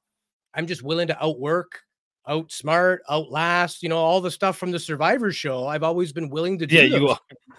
Just as it's like, because I don't feel right knowing that, hey, this is my check. If I had worked properly, how much could I have made? I never want to leave anything on the table, and I think it's just because of my job, seeing what my dad had to do to work to the age of 65 or whatever. I don't want to do that. So how do I get ahead? Okay, well, all my buddies are out drinking and partying. I'm going to go to school, or I'm just going to work and develop experience and, read things that expand my mind. You mentioned Wayne Dyer. He was influential in my life. Went and saw him at a conference in Toronto. And I feel like I just put in the work. So whatever came as a result of that was, seeds that were planted years before. I never saw it. And maybe I'm just wrong. I mean, Gabor Mate is very intelligent. He's a psychologist. He's Canadian, actually. He was born in Hungary as a Jewish person. Family had to leave as a result of the fallout from World War II, moved to Canada, became a physician, and now he's an extremely, best-selling author and just a inspirational guy. So, I mean, I don't see it that I was never told I wasn't good enough. I was always told you can do it. If you think you can beat everybody at this, you can. Like, the only thing that you cannot do is if you believe you can't do it. So I saw it more as a motivation to just get busy, like very conscious of the fact that we got one go at this round of life. Just make something of it. And maybe it's the fact that I was supposed to be a doctor, did the med school thing, realized it wasn't for me. And I guess it could have been the fear of not wanting to let my parents down, thinking, hey, they're immigrants. I couldn't read or write English. Now their kid has a chance to be a cardiologist. I didn't want to be a bum and disappoint them. So maybe that was it was the fear of becoming good, not that I ever had that in the first place. So maybe there is a dynamic there I'm not even aware of. Listen, you've fallen into this is what warms my heart. because I recognize something, and this is, I feel like, people don't see, it's very difficult to see past your own pain, right? And it's also very difficult to see outside of yourself. And so when people are looking in, and I mean, keep in mind, everyone, I do have ADHD. If you don't know what that's like, if you think you know what it's like, I don't think you do, because it can be debilitating. It can be very disruptive to your life. And you don't realize it until, again, it's as I get older, I realize it more and more. But I always ask myself as well, I know I believe kind of the idea that comes from a place of trauma. I'm going to tell a personal story here. And I'm not going to put this behind, Patreon. When I was a young boy, and I'm talking very young, probably, I want to say like 4 or 5 years old. I will never forget this. Most of my childhood, I don't remember. I remember moments that I will never forget. My mother, I had a very challenging childhood. And I remember one day I was playing with my toys in a corner of a room. And my mom was dating some guy. I'm not going to say his name because who knows who's listening. but I will never forget his name either. And he was a pretty buff dude. His family was very wealthy. They had a lot of money. I'm talking like massive, you know, several story home that was on this massive property with like a really big drive. I mean, they were just very wealthy people. But he was a mess up. So they didn't really do a lot for him because of that. Sometimes they give him money. And my mom and him were in a he was a very abusive guy. I remember looking, playing with my toys, and I heard rustling in the corner. Now, for those of you who have issues with domestic abuse, trigger alert, trigger warning, I recommend skipping past the next 2 to 3 minutes or 2 to 5 minutes, whatever. So just so we have that set, trigger warning for those who have sensitivities to domestic violence. I hear this rustling and then weird breathing noises. And I look over, and this guy has my mother up by one arm against the door with her feet dangling, kicking the back of the door. And I look over, and I had a Stretch Armstrong at the time. I just got this toy. And I'm holding this Stretch Armstrong, looking at her and him, and the look in his eyes. Like he was willing to end everything for her. And he didn't, you could just see it. And then she looked at me, right? In that moment, she looked at me. I thought to myself, is he going to, you know, take her out? I don't want to say the word because of YouTube. And if he takes her out, what's going to happen to her, right? What happens if he does end it for her? And then I thought to myself, is he going to do that to me? And I just kept thinking, like, what happens if we both are ended? Will we go to sleep and then wake back up, or does it just go black? What happens next? I just kept thinking this until eventually after, you know, a while, it stopped. And I don't want to go over those details because it's even worse. But that moment is singed into my brain forever, right? And now as an adult, I reject violence in so many, especially as raising kids and with a partner. I reject it entirely. I reject it so much. I'm very docile, very I'm less inclined to be violent because I've seen what violence can do. I saw that. Now, some people will take that and they'll become like more violent and more aggressive because of seeing that. I saw that and I thought to myself, I never want to see or experience that again. I never want to be a person that shows this towards anybody else. The trauma that I've learned from. I've learned from that trauma. I've become something because of that trauma, and I have behaviors as a consequence of that trauma. So I do think that these things, these traumas, and the ADHD, the not paying attention and so forth, that actually it could be because I didn't want to pay attention to so many moments in my life. I tried so hard to forget them, so that I wouldn't have to remember. And so many of my bad experiences, so many of my regular experiences, I'm sorry, I try not to remember because there's so many bad ones that I don't want to remember. And I feel like it could be, I'm not a doctor, but it could be the ADHD could be an expression of that trauma manifesting. And we have a clip actually on that exact thing. But before I play it, I want to ask you, do you have a theory on why you choose nonviolence in your life? You've gone the Gandhi way, not the Hitler way. Do you have a theory on why you came out one way or the other? Because I love my mom, and I didn't want her to feel pain, and I didn't want anybody to feel pain. One day when my dad passed away, wow, this is what is this called? Psychoanalysis 101. When my dad passed away, I was a very popular kid. I did backflips and I was a ninja, you know, did backflips and kung fu and all that stuff. People loved hanging out with me because I was very entertaining, funny, energetic, calmer now as I got older. But my dad died, and not one person, not one of all the people that wanted to hang out with me, not one of them asked me if I was okay. Not one. And in that moment, I knew, after having experienced what I experienced with my mom as a teenager, still, I experienced it my entire childhood. I never wanted anyone else to feel what I felt then. And everything that I saw, my whole perspective was shaped by that. I don't want anybody to feel this. I don't want like the things that I've seen. I don't want anyone to ever experience that. That's what shaped. Now, in your case, you were fortunate, and I don't want to dwell on the story, but you were fortunate that everybody survived. It was a horrible experience. Now, what if it was worst case scenario?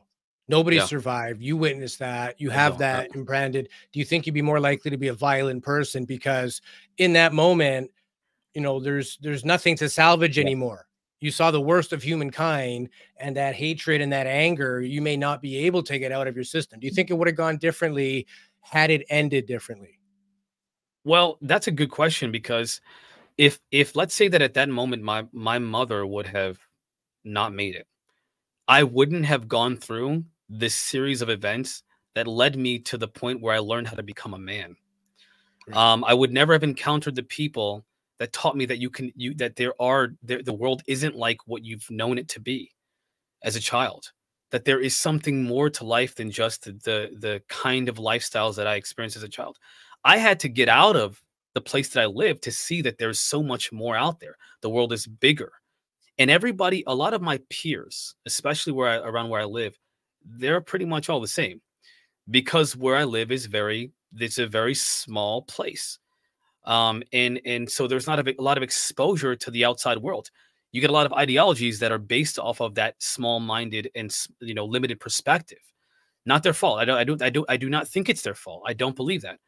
But there's a lot that we could talk about potentially at another time, that I can explain to you how these things, if I were to stay here, I would have been stuck here.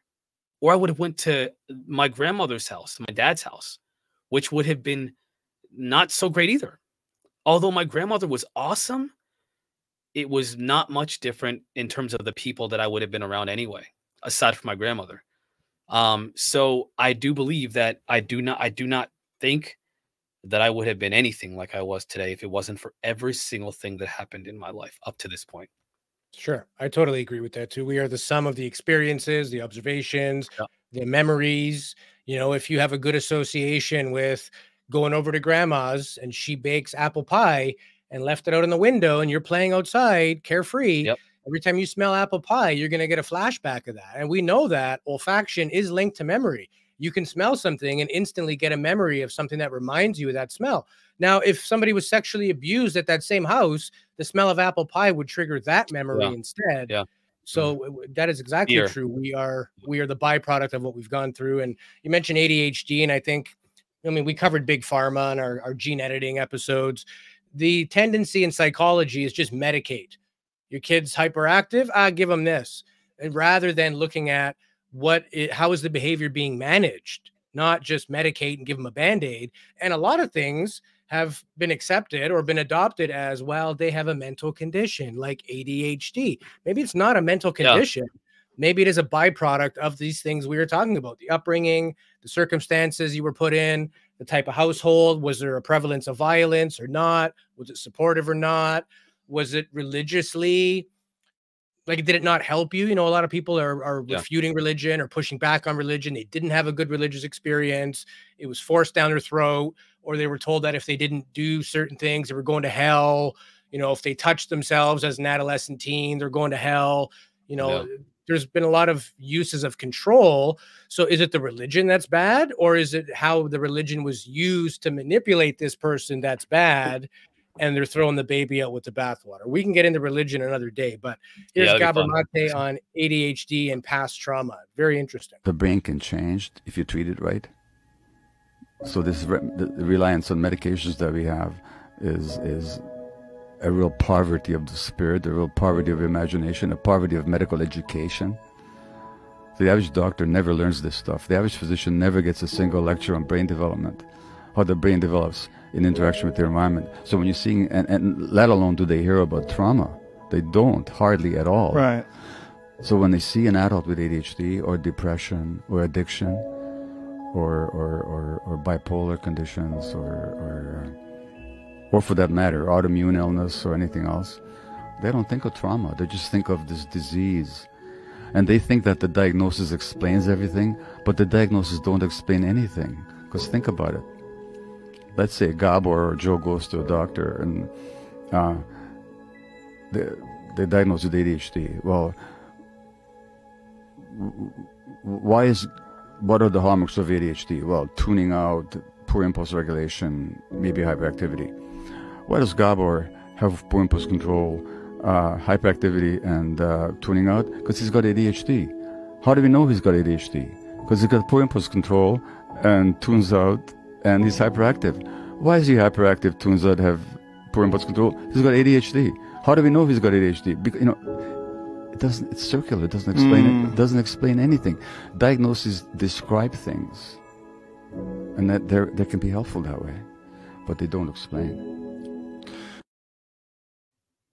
It becomes this circle of ignorance, right? Who says it's like the chicken and the egg? All of a sudden, this person's behaving this way because of their condition. Right. But how do you know that that's the condition? Well, because they have these symptoms. It's not getting to the root of the issue. Two things that I think about, it's why, right? Why, where does it come from? Why is it there? If you're talking about, you're taking a collection of behaviors and you're defining them, but you're not explaining, like he said, why those behaviors are expressing themselves. That's the key. So for me, it's a lot of conversations that happen around these topics are ideological, at their core. They don't really go into the why, the real reason. I read a book called, I think it's called, Why Do Good People Do Bad Things, or something like that. I think it's called Why Do Good People Do Bad Things, but I'm not entirely sure at the moment. Or Why Good People Do Bad Things. Understanding our darker selves. And it's very Freudian. And I 100% believe when you think about, for example, what do we idolize today? A CEO is one of the highest positions that a person can have in the corporate world, right? One of. People aspire to be the CEO of a company, to be the CEO, to be a business owner, someone who owns and operates their own business and, is making money and has a certain amount of whatever. But a lot of CEOs that are the most successful cause the most damage to the world. like more than the biggest kind of theft in America, I believe in the world actually, is wage theft. It's when employers steal from their employees. And when you think about that, that means that we are aspiring to be the worst kind of people in the world, the ones that are causing the greatest amount of pain to the world. And so the whole point of me getting to that point was that we're not looking at, for example, what does it mean, or what does it mean? We're describing these things, but we're not getting to the core of why they are there. Why is it that a person would do something bad? Why does a person have ADHD, which is just a description of a collection of behaviors? Why do they have those behaviors? We're not getting to that. We're just sticking at, this is what it is, and this is how you make it stop expressing itself. Why is it expressing itself? Yeah, absolutely. And again, it goes back to the original argument that some will carry that this is in your genes. And we mentioned before the break sort of the whole epigenetic thing. So from a very biological point of view, if you don't want to talk about the philosophy or anything that's sort of esoteric as how we develop, from a strictly biological point of view, top left corner, your chromosome, you have epigenetic mechanisms. So these develop in utero or early childhood. Environmental chemicals can cause changes in these mechanisms, drugs or pharmaceuticals. That's why big pharma giving kids Ritalin, not a good idea. It is not the solution unless they are severely dependent or lacking a chemical. Then yes, you have, if you're bipolar, you need that extra chemical to not be bipolar. I get that. But just about everything else, I think, is causation and not true biological effect. But other things like aging and diet also affect into that. So the chromosomes form this chromatin, this spiral of chromosomes, and the DNA itself, and then DNA methylation. So methylation is an epigenetic factor found in some dietary sources. So just from a strict angle of diet, eating poorly or lack of exercise or high toxicity of chemicals can change that methyl group of your DNA. So, and at the very end, the bottom right-hand corner, this histone trail or tail, you have this epigenetic factor, which is now there, like they mentioned earlier in one of the video clips, everybody has cancer. What makes that turn on? Well, things like in utero development, environmental chemicals, aging, diet, stress can have end results that could be things like cancer, autoimmune disease, mental disorders, or diabetes. So those are things that person may have been born with a predisposition towards, but what turns it on? And it is all those things, the nurture, that can turn on those epigenetic factors that, right from a biological point of view, even if you don't believe that upbringing has anything to do, that you don't have free will, okay, if you're pure Robert Sapolsky on it, there is still at a genetic level a reason that, yes, stress, diet, aging, smoking, chemicals, pharmaceuticals, they can still manipulate you in a way that your genetics and your DNA did not mutate prior to you inheriting it. It's one thing if you're gene deficient because both your parents carried the Down syndrome, genetic precursor. It's not dominant in either of them, so they don't have Down syndrome, but the offspring could. Hence the ideas with inbreeding and things like that's not a good idea, because they may not be present, or they may not be dominant, but still present in your genetic factor. So, but what makes those things turn on? That is kind of where I think the mystery lies in this, right? Why does it happen in some and not the others? Why do some people, in fact, like if you look at being a sociopath, somebody invented a scan. I believe it was a Canadian doctor actually invented a brain scan to test for, or even a DNA test, that you may have this precursor for psychopathy. And the guy who developed a scan realized that I actually have it myself. Like he realized that about himself. But he's not a psychopathic killer. Why did it not turn on in him, but it could in somebody else? Is it the upbringing? Again, then you start getting into people saying, well, we could test kids to see if they're going to wind up being mass shooters in a school one day. Yeah, but you might equally not be that if nurtured, loved, and raised correctly. If the nurture is there, those things don't get turned on, right? You don't get cancer and autoimmune disease necessarily without those epigenetic stressors or things to cause that. You may, depending on the cancer, it's complicated, but it might just be that external environment was enough to do the trick. And that's why some develop and display and others don't.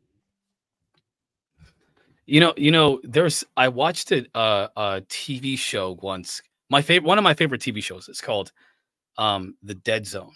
And not the old one or the book, which both are good as well. The newer one, like the 2000s Dead Zone, was fantastic. There was this one episode where Johnny, the main character, he has this ability where he can see the past, present, or future of anything he touches, and of course anything connected to that, at least relevant to the object or person or whatever. Really interesting show, by the way. You should definitely check it. There's a lot of moral and a lot of things that are taught in that show that I take from that and apply to my personal life. But there's this episode of a boy who he sees committing a school shooting. And the whole episode is essentially him trying to change that outcome. What is the thing that makes him that way? And through his journey to try to stop this kid by changing what happens, he learns about why this kid's this way. He got a lot of family problems, a lot of them. And that's why he got that way. Plus, the school was implementing these really ridiculous policies that were essentially caused him to commit this act on top of his personality. And eventually, he goes through the whole thing and then he stops it. But then he finds out that it's not just, and I don't want to give the spoiler alert, but then he finds out something else towards the end, that sighting that he saw, because he couldn't see the person committing the violence. He only saw the violence being committed by coming into physical contact with that kid. Wasn't him. It was somebody in a different generation.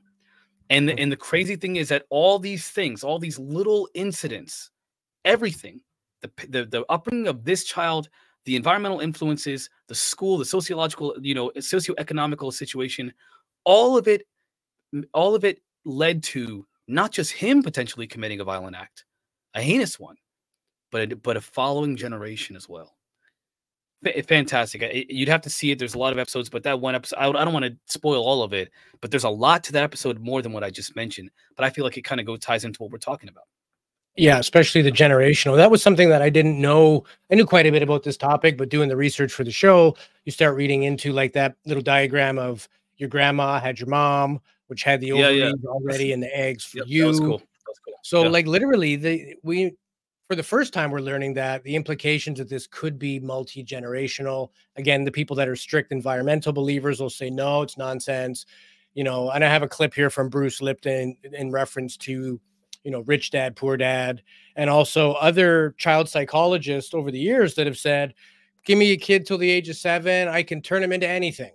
So this is kind of a little clip on sort of the idea that it's what we do, and it's nothing to do with that, or the complete opposite. Give me a child until it's 7 and I will show you the man. And it's just based on how you grew up, what you see. Look, this is not new. I mean, there's the famous book, Rich Dad, Poor Dad. And basically said you come from a poor family and you could struggle your whole life and try to get rich, but you're not going to make it. And if you come from a rich family, you could be stupid your whole life and make it. Unless I make a conscious effort. The conscious effort to change your programming.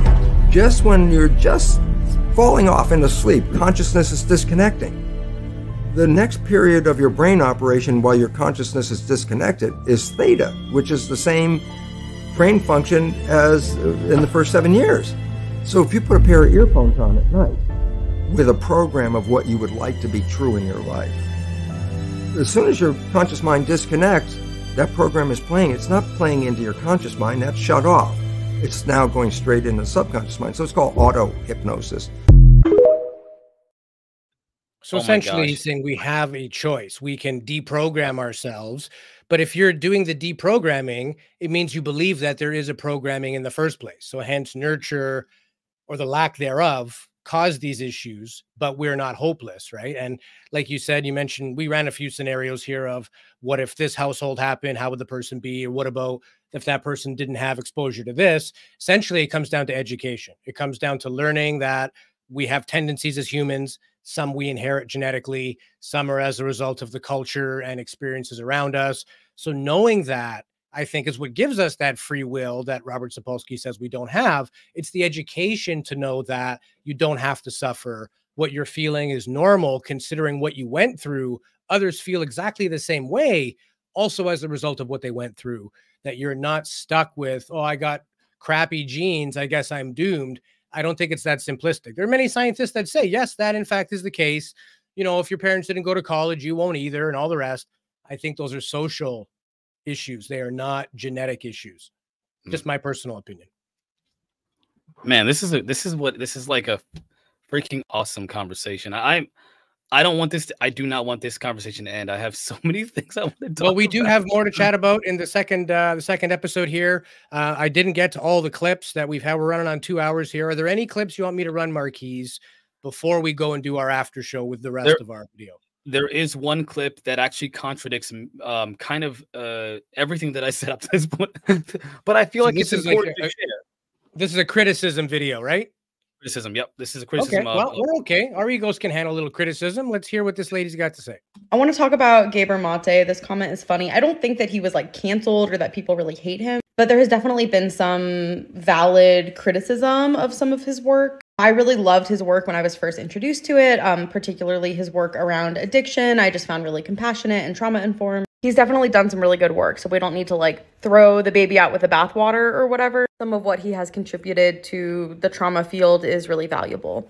However, he also tends to paint things with a really broad brushstroke. Like he generalizes a lot. His focus on trauma has made him a little narrow-sighted because he tends to attribute everything to trauma, like literally everything. And a recent book that he wrote that garnered some criticism was Scattered Minds, his book about ADHD, where he says that ADHD stems from childhood trauma. Kind of dismissing like the legitimacy of neurodivergency as just a natural way that people are. And instead, solely viewing ADHD as a trauma response. Obviously, I'm also big on exploring the role of trauma in people's mental health symptoms, but it's not helpful to view things in such a black and white way. And it's really not helpful to assume that every single symptom that people experience is rooted in trauma. In fact, it can be kind of dismissive and ableist and harmful to be so stuck on one thing and one thing only. So that's my criticism of Gaber Mate. I'm not sure if other people have other criticisms, but I think that's one of the main things that people don't like about his work. Why did you have to bring a lady on to make me mad at the end of the show? First of all, who is she? What degrees does she have? What field experience does she have? And where did Gaber Mate ever once say that it is exclusively trauma? He's saying, generally speaking, there is trauma there that medicine can miss when they just go straight to the medicated realm, this neurodivergency. So I would argue Where's your proof that it's neurodivergency, not trauma? If you're going to argue with a scientist, bring your data to argue the scientist. Don't be a couch lizard at home tossing bones out there for the people that are just like you. But that's just my opinion. I mean, well, I felt like it would be fair because, you know, I like to be challenged. I think that it's important for my development personally. I also think that when people are listening to conversations like these, they need to hear challenges to those ideas. Sure. I believe that that's what helps foster real intellectual development and also just inspires that deep thinking in other people, that introspection, if you will, as well. And so I wanted to bring that perspective up. Although I think she's misinterpreting entirely. And I think people that have certain issues have come to reward themselves for their little wins in life. They've neglected a lot of the things that really were traumatic that they don't see as traumatic. So everybody's coming from their own state of garbage and baggage and what they're dealing with. So she doesn't think that ADHD is a result of trauma. Maybe she has it and doesn't want to blame that trauma on the reason she has it. So she's saying, oh, it's a very ableistic way of looking at it. But if you're going to argue with a medical physician, and I know that to be a physician is 8 to 12 years worth of work because I was looking at doing it myself. You got to put in the same work. Come with data. Don't come with opinions. Come with data. Why is he wrong? Here's a study that shows that that's not correct at all. I'm good with that. But for somebody to just say, I think it was too broad a brushstroke, that's your opinion as not a physician, not a scientist, not a, you know, multi-authored. You're writing a book right now, Marquise. How much work is it? These guys write dozens of books and do talks, and they have a job. They're professors of universities. I don't know. You got to run at that speed, and then you get a seat at the table. If you want to bash people's, you know, I get it. Everybody has an opinion. You don't have to be a doctor to disagree with a doctor. But if you're going to argue neurodivergence, where's your scientific training to give you the right to argue that discussion? That's all I'm going to say about whoever that is. I will give my final comment about specifically about this one, and then a final comment about the whole conversation. I think that she's a trauma therapist and I think a harm reductionist therapist. I think that's what that's on her title there.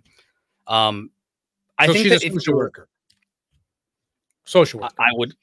I guess I don't know if that's the case. I don't know if she's a social worker or not, but she is a therapist of some kind. Well, trauma therapist specifically. So she likes his work. The issue that he was facing, we'll have to talk about that, of course, because I don't want to, again, a sensitive subject we have to be careful with on YouTube. But ultimately, what I think is can be taken from her comment is that I think that she's grossly misunderstanding or misinterpreting what he's talking about, especially the whole body of his work, like entirely. But I also think that what she's speaking to is the fact that there are some people who believe that they are genetically just like that, especially when it comes to being to having these what they call neurodivergent behaviors or personalities. And the problem with that is that it does negate what I believe is that aspect of personal responsibility that I think is not as important as the environmental factors. I think that personal responsibility is important if you somehow just click in your head and you're like, I can do this. Great. But most people don't do that because most people aren't doing that. Most people are affected heavily by their environment and their development and their experiences and so forth, right? Most people don't ever overcome those challenges. Most people are changed by them in usually a negative way. And there are people who believe that it is not their fault, it's not their fault they are the way that they are. They're not as messed up as they say, depressed and having all these different emotional aberrant behaviors and so forth. They don't want to feel like it's their fault. And I think that what they're perceiving is that I don't understand exactly how this is how they come up with it, that they're being told specifically by people like Gabor Mate and I don't think Sapolsky, because he talks about no free will, but that essentially it's their fault somehow, that the experiences that they have are their fault. For example, if you get into a situation where you're like, hey, I'm going to go out and hang out with my friends and do substances and things like that, and then something bad happens, and you're like, man, that happened to me because somebody did something bad to me. Well, wait a minute. That happened because you got involved with the bad substances and stuff like that, and you got beat up at a bar, or somebody stole your wallet because you were so drunk, passed out on the curb, not because Like, yeah, somebody stole your wallet. That's true, but that's not where the problem is. The Yeah, problem. people don't want to accept responsibility. It's never me. It's always everybody else. Can't be my fault. What did I do wrong? You know, every alcoholic that's out Well, there. so I'm sorry. Just to be clear, what I'm saying is that they believe that that's what's being said about them. That focusing on, like, for example, that their choices have put them in situations that have ultimately led to bad consequences. I believe what is being said versus what's being interpreted. Meaning that I think that what Gabriel Mate is saying, what he's actually saying is that there are a series of events that are outside of your control Yes. that have made you become who you are and make the decisions that you've made. To Sapolsky's point, you make the decisions you make not because you choose them, because these are the choices that are given to you by your environment. And therefore you're limited to those choices. You know, it's again, that's what I believe. However, what's being interpreted is it's my fault. I don't know how they could do that, but that's what's being done here. Well, and to her point, if we are neurodivergent and it's not just trauma, like we saw with epigenetics, what causes that to turn on? You might have a predisposition for ADHD, but not display it. But if you display it, maybe it's both. Maybe you had that neurodivergent property, and in combination with stimulus, lack of support, too much stimulus, the wrong stimulus, whatever, that's what actually triggered it. And then it gets misdiagnosed and incorrectly medicated in the world of psychology and, you know, doctors. And it becomes this big circle of now you're branded with this, you have this. And it's that people don't want to, like you said, people feel like, oh, well, it's my fault. It's me, or the blame. But sometimes that can be also from what we're getting back from the medical world, the research we're doing ourselves, misinterpreting the words of people with a higher intellect than ourselves. Or when you read something, you take out of it with what's speaking to you. It's like religion. You can read a scripture, you're going to get a slightly different message out of that because it's all parabolic. It's all meant to impart greater meaning. You're going to take a different meaning out of that, or like a myth or a legend or anything like this. You're going to read one thing because that's what your brain sees in that, whereas somebody else is going to get something potentially totally different out of that. So I think it is a combination of, yes, your genetics had an impact. Yes, it may be circumstances out of your control. Early childhood development might have been horrible for you. That's not your fault. You had nothing to do with that. But it's only through the educating of oneself that you learn that, okay, now I'm a byproduct of all those things I went through. I am who I am because of that. The things I think and feel and my behaviors are as a result of that, but it is not a death sentence. I can now change that. Just like those conditions molded my mind at that age, I can now reset the conditions to mold my mind moving into the future. That's why I disagree with Robert Sapolsky. We do have free will, but it becomes realized. I don't think we have free will at 2 years old. I think we don't know any better, right? So everything around us is obviously going to have an effect, good, bad, or ugly. But I think it's when we get into the adult mind, when we start interacting with other people who have had different experiences, way worse, way better. You know, I also don't believe that nurturing a kid and spoiling them really works. I went to a private school full of snotty rich kids, and these kids were smashing their dad's Ferraris at lunch break, smoking dope in the car, right? So that's hold on. They turned out to be losers, and they had everything going for them. I literally just heard this. That's interesting. You would bring that up. Gabriel Mate actually said, he was in an interview where he said that there was an experiment done where, you know, there was one child who was a set of children that was like loved and nurtured and stuff like that. Another one was not, and you would think that the child that was not would become that was, you know, disciplined and treated a little bit more harshly, would turn out to be self-reliant, self-sufficient, independent, motivated to do things on their own, and so forth. However, the studies show that it's the exact opposite. That the child that is loved and nurtured and treated with that kind of tenderness at a young age, they do become more healthier mentally and emotionally, and they become more functional. Now, that does not mean spoiled. There is a difference. Yeah, because those same kids at my school that were smashing their dad's car, it was just like, daddy's only here to give me allowance. Daddy's busy working. He's out with his mistress. They're not present familial parents. There is no warm, loving environment. They just treat problems with money. And that's why those kids turn out to be degenerate losers. They never really got the love. So by all appearances, they looked like, wow, that kid's got everything going for him. His dad's a lawyer. They live in a $4 million house. His first car is a brand new Audi. Like, what's he got to complain about? I'm taking the bus and my parents can barely pay their bills. But they, we mistake that showering with gifts and financial ability. Then that's why I don't believe that the lack of financial stability affects the development of the neocortex. I think that is nonsense. I think it is the behavior from the parents, the environment at home. Those conditions are what mold a young person. Now, again, you go to the extreme level. If poverty is so great that, there's malnutrition and all the rest, and then addiction, then your environmental structure collapses, and that is in effect, one causes the other.